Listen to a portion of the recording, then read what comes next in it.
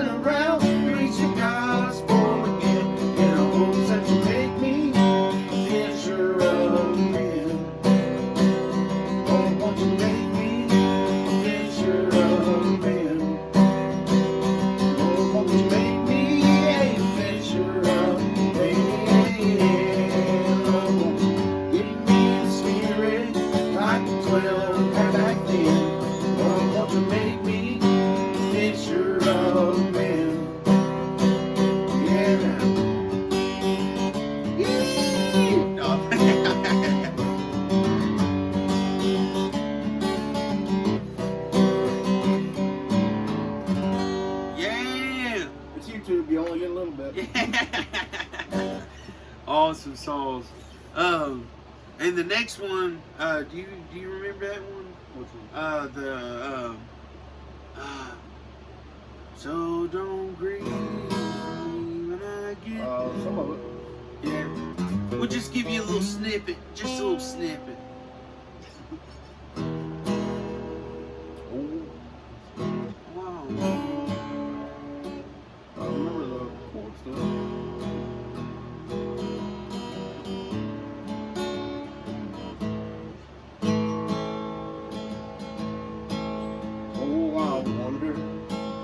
Talk about me up in heaven.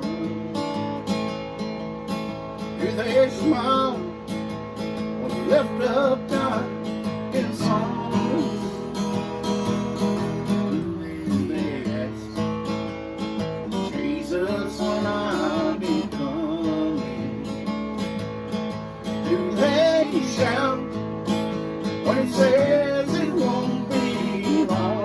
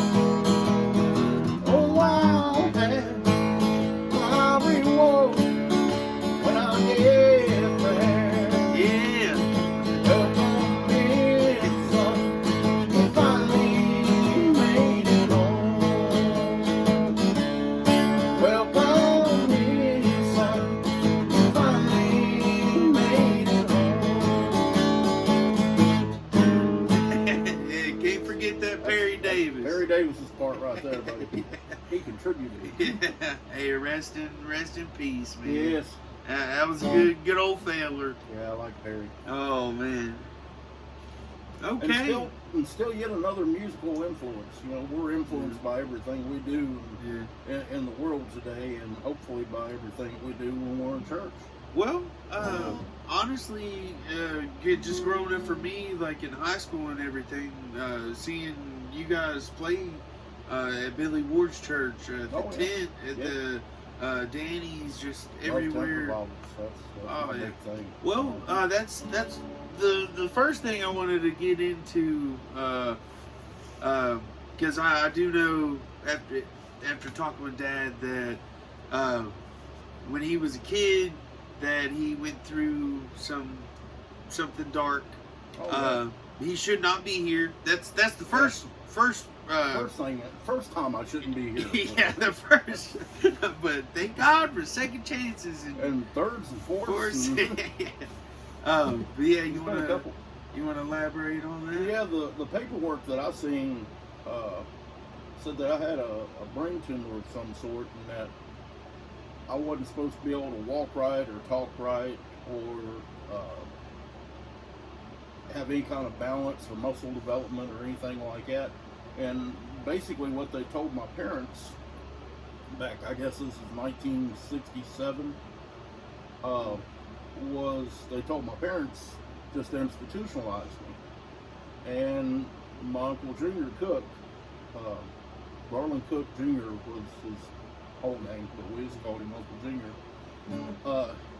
He took me to one of his tent revivals and had me prayed for.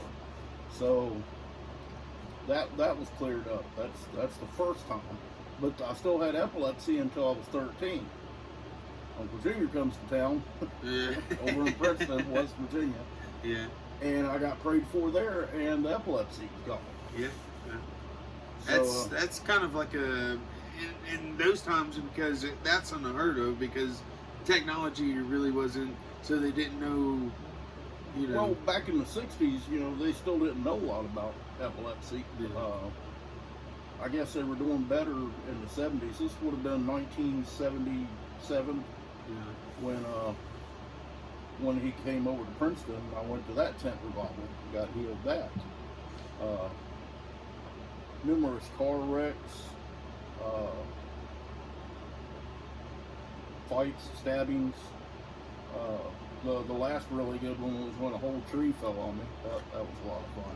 Yeah, I don't recommend that either, boys and girls. If you can go your whole life without getting struck by a tree, that's the way to go.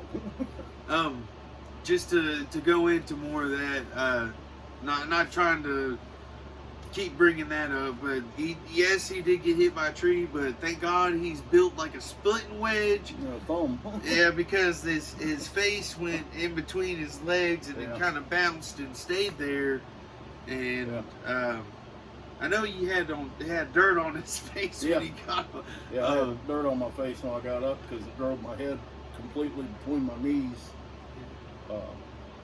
And pardon us laughing about serious traumatic experiences. That's how we cope with things. It's a coping skills.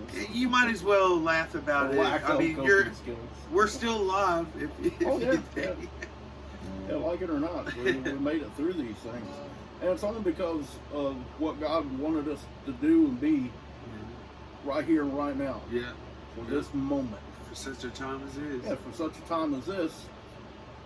That's why we're here. Yeah. You know, there was no sense in putting me in an institution when I was little because I had something to do in this day and time. You know, I've been doing TV, counting all that time with Perry over 10 years. Oh, yeah. You don't do it for fame and glory because in small town USA, there is no fame and glory. You do it for the right reasons, and you keep doing it for the right reasons. For that one person just maybe watching. That one person. If they get a hold of it and change a whole generation, their whole family, you know, that's.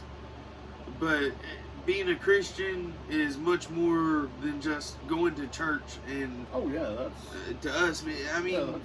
just where you pick up the ammo to go fight with. Oh yeah. Throughout the rest of the week. You lean on each other. Yeah. Yeah, there's strength in the numbers like that.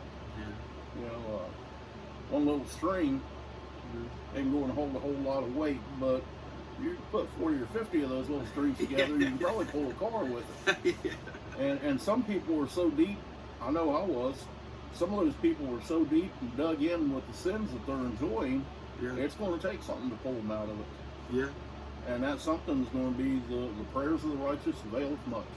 Well, in all honesty, that's the reason why I still feel like I'm here is from Mama's prayers, because I know so many mamas that are in church, like Mama Tina, Mama Kathy, Mama Teresa, Mama, it just numerous, and they all pray, and I still feel like I'm getting some of what my mama's prayers were over my life. Yeah, my aunt sis, I'm sure she still prays for me. Oh yeah, because she knows how I am. Yeah, I spent a lot of time there. Well, speaking of Aunt Sis, you care to like just go into more detail about Aunt Sis, your Aunt Sis? Well, when Mom passed away when I was 13, and I ended up staying there with her a whole lot back then. Dad was off on some other things, other grown-up adventures. Yeah. But I spent a lot of time with my Aunt Sis, and she loved me, but she didn't let me get away with very much. You know, one time, me and one of her boys, Kenny, came in drinking. Boy, I headed for the door, and she said, "Where are you going, big boy?" Yeah. So, you know, when parents and people that really care about you, they'll tell you when you're messing up. Yeah. Just like the pastor in your church. You know, if he loves you, he's going to tell you when you're doing wrong. You know, he doesn't have to draw it out in front of the whole church, but, you know, correction's correction is not, I'm more superior and tougher than you are. Correction is, I love you more than I can say, and I want you to do well in life. Oh yeah. You know? So well, that's the reason I feel like I kind of let things roll off my back if people say something, just because I know Danny Houchins, my former pastor, and my pastor now, Jamie Sexton. They kind of give me hard love. I mean, Danny for sure. And you respond to it. I do. I respond very well, and it kind of drives me, but it encourages me at the same time. Right. It may step on my toes, but I need that in this life, because I'd rather have them step on my toes than some random dude at the corner store. Well, you know, I can't say that we always loved punishment when we were teenagers, but it helped us to get from there to here. Yeah. And the main part of getting from there to here is the here part. Oh yeah. Because we weren't doing any spiritual or worldly good at that particular time in our lives. Yeah. 13, 14-year-old boys, you know, we didn't. Oh yeah. Oh yeah. We tried to get away with everything we could, just like most 13, 14-year-old little boys did. Yeah. But because someone cared enough to say, hey, you're going to sit down, you're going to listen to me, and you might get a switch. Oh, yeah. My Aunt Sis loved us so much. I was always I just love her to death. I was talking to Barbie about coming down and visiting them. Yeah. We love you, Aunt Sis. We love you, Barbie. Love y'all. All right. Me becoming a new father soon in July. I haven't really sat down with you and asked you what kind of crap did I put you through as a adolescent adult, as a teenager, with not knowing, because there may be a 16-year-old listening right now or something. That's definitely louder. Oh yeah. But that might be listening, just to kind of warn them, or a new father to warn me of potential things that may happen in the future? The things that happen, like right here, right now, as they're happening, are sometimes tedious, and there's certain ways that you got to deal with it. You know, that's good and godly. You know, pray about a lot of stuff. But when you look back on that 20, 30 years later, it's just a brief second in time. You know, you know, all the struggles and everything. It's just a brief second in time. Except for the nights I sit out on the steps when it's cold. Boy, that was forever. He used to sit out on the. I'd be going to Grundy with my dude Trey Bunn, Jano, Dave Taylor, just the goons trying to go to Grundy, and I'd stay out all night. And there was this one time that Dad actually he's got this big black trench coat, and he has it from in the past. And I haven't worn that thing in a long time. I pray he never does. But he had nunchucks on this side, a shotgun down the arm on this side, and it's. I want to know where my kids were. Where's my baby? I've seen him actually kick a. Did you kick a door in over train? No, but I knocked on it really hard. Yeah. So that Poppa Bear mode. Does that ever leave, or does it get more intense? No. I mean, everybody talks about Mama Bear, and that's has a place. But you know, they don't talk about Poppa Bear that much. And Poppa Bear gets upset. It don't matter if he's 5 foot tall and 100 pounds. Don't mess with Poppa Bear. But no, none of those instincts ever leave. I mean, just because you grow older doesn't mean that you're grown up in your parents' eyes. You know, that first haircut that your son will get, you see him 20 years later, you know, and they'll be, ever how old, they'll be over 20 for sure. That first haircut, you'll still see them sitting in there in that chair, and you know it's a grown man, but in your heart, it still feels like that's a little kid sitting there getting their hair cut. Well, I kind of want to dig in, because this is what I feel in the past that I've seen trying to evaluate my life. The hardest part for you being a father at the time of that, because you didn't have the resources. When we were in Blue Whale, when we were kids, and we were walking to work with you, wearing your jackets and stuff, and how was things like? It's felt like it was easier with all the commotion. Well, it's easier when you sit back and look at it. It's a little harder when you're having to drive, you know?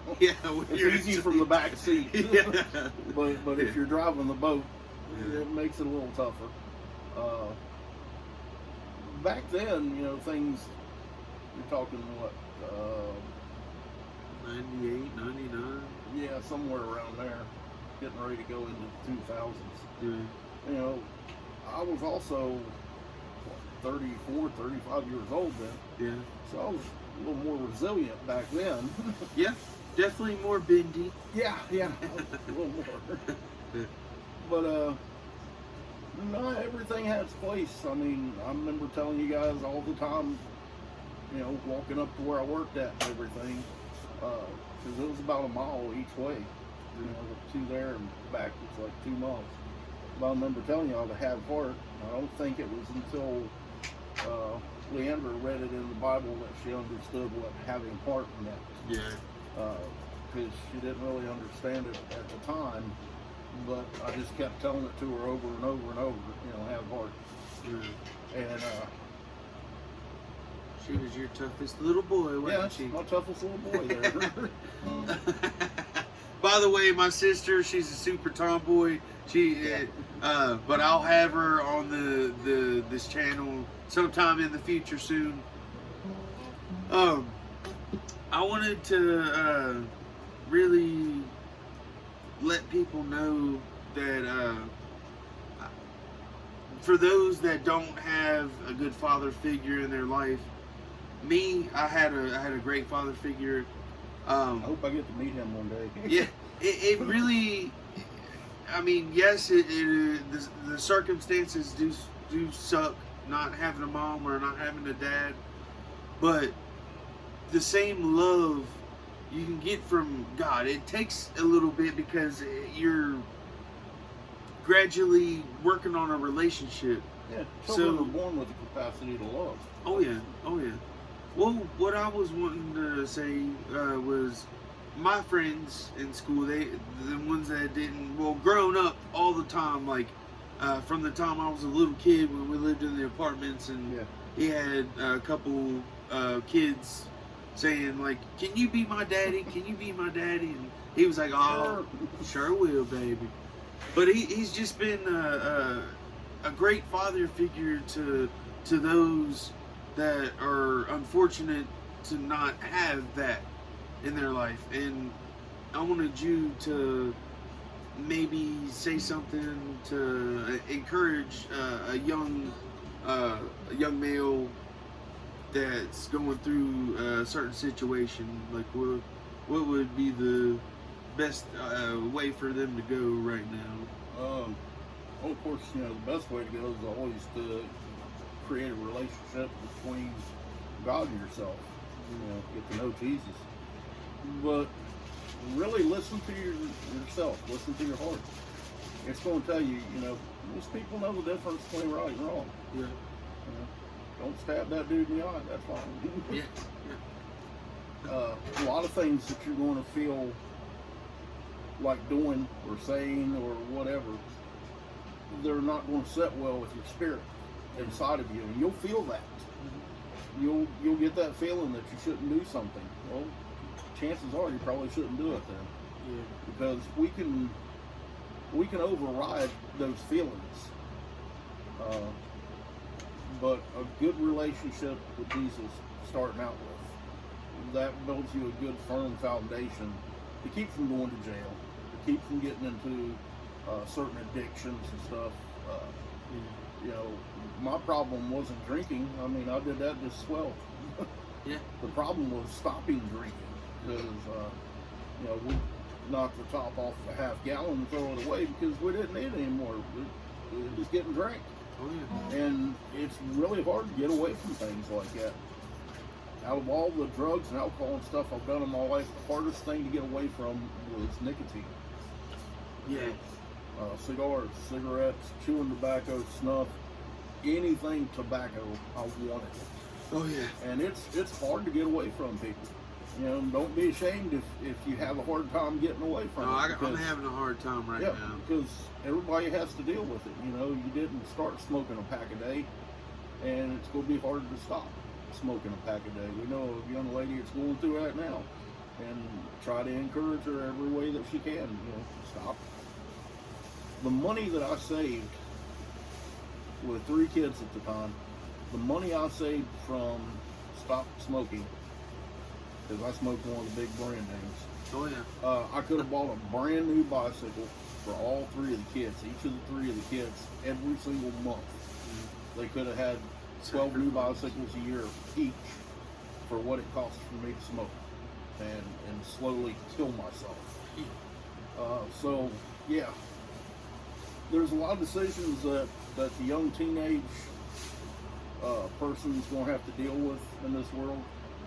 There's the same temptations are there as when I was a teenager. Oh yeah, yeah. But they've added so much more to it, and sin is so much more accepted nowadays than what it was. We used to have to sneak and do things.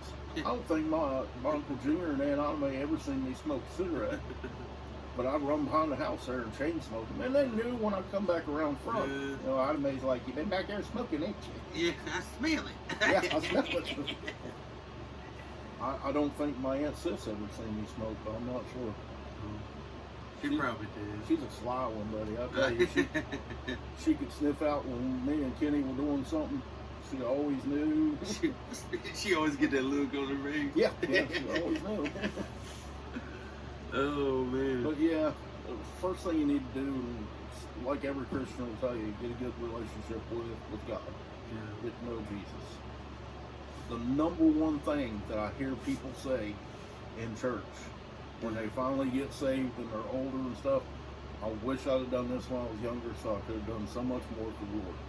Oh yeah. That's the number one thing that I hear people say. And me being a young Christian, there was times like I was hitting it on the hill or hitting it on the head and doing right, Yeah. living right, but the devil would come at me with temptations, and I would go with it instead of fighting. That's his job. I mean. Oh yeah. Well, that's how what I was getting ready to say. A relationship with God is kind of like our job. It's our God-given right for our soul. Yeah. But sometimes jobs do get annoying. Sometimes they get hard. Sometimes they get to where you want to give up. But just when you're in that moment to where it's like, I just don't know anymore. Say Jesus. Just go to a closet, go to the bathroom, get in the stall, and just fall on the floor. It may be funny to some others, but it'll be heartfelt and true feeling, and you'll get overwhelmed by God. I have done a lot stranger for a whole lot less. Yeah. I mean, Well, I was actually mentioning to my buddy Austin the other day, I was like, man, I know that everybody's seen me live for the devil. Yeah. Like, you turn up and party and drink and do all this, but and that's what everybody wants. They want the fun monkey. oh yeah. You know? But if you flip flop it into life, like right now, the way I'm living, like I still turn up. I still, but I'm doing it with God. I do it the Right. godly way. I don't drink, don't smoke. Try my best not to smoke cigarettes. But it all comes together. But just don't give up, man. No. No, hanging on and staying firm in your belief really helps out a lot. You know, being able to recognize what's right and wrong. We all have that ability. Everybody does. You know, if you feel that it's wrong, it probably is. And if you feel that it's right, you might want to check it, because it still might be wrong. You know, people try to justify the sin that they love the most. You know, people try to justify, well, it's only a six-pack. You know, well, it's only a carton of more. You know, Oh me, you know. oh me. And we can't justify our sin because it's sin. That's just unfortunate. It's all bad. It's bad. It's all bad. But if you just take time out before you do something, slow down, take some time, pray about some things. You know, He's told me that my whole life. Yeah. Slow down, breathe. Yeah. It's not, I used to hold we're my not breath. that big a hurry. Yeah. When this first happened, I used to hold my breath if I was trying to move, and Dad was like, breathe, breathe. Yeah. He's like, your eyes are bulging out your head. Yeah. Yeah, your face is purple. Try to breathe a little bit, baby. Oh. Well, looks like our time has come and gone. And after this is all over and done with, about 10 minutes after the lights go out and stuff, you're going to say, man, I wish I'd asked you this. Well, I do that too. I do. I'm. You want to play a song, or do you want to do one more of yours? No, let's do the one on the background. All right. Let's see if it's playing. Yep. Yeah.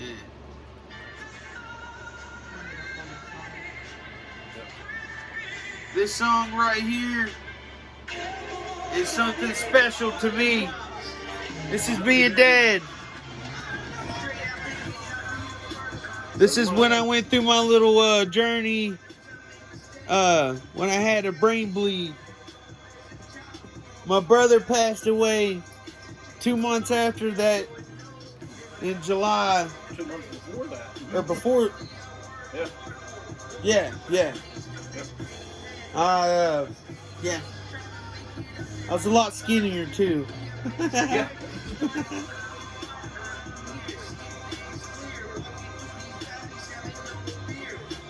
I'll put a link in the description to where you guys can go and watch it yourself. But I had to come over here and play because this is like iconic to me. Because this is my dad's my superhero, man. Yeah.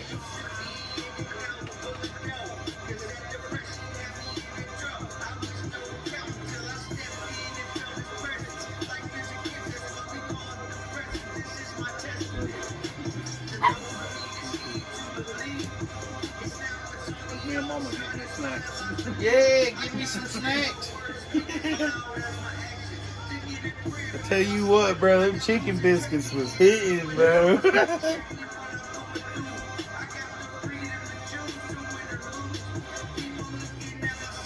I was a lot skinnier. I can't say that. I was a lot tireder. Could have turned it up a little bit. I want him to hear your part. Listen to my dad's part.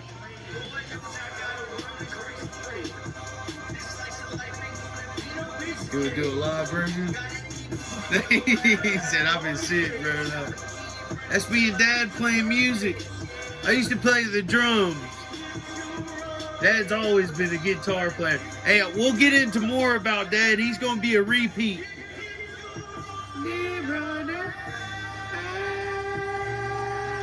That's a lot harder than what you think. I say so, man. Them pipes. Got pipes like an organ. Yeah. It's at the house on drill.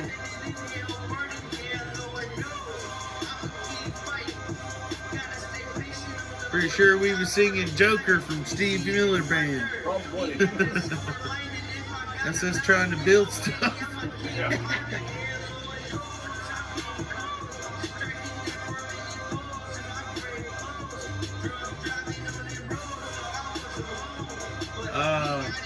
Good memories. Despite Yeah, there we go. We was at UVA waiting to go back. Me and Dad clocked out.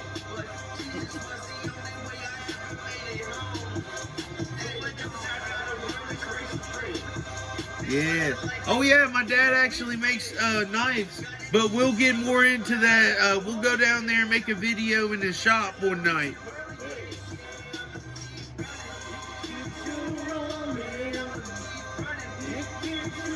Oh yeah.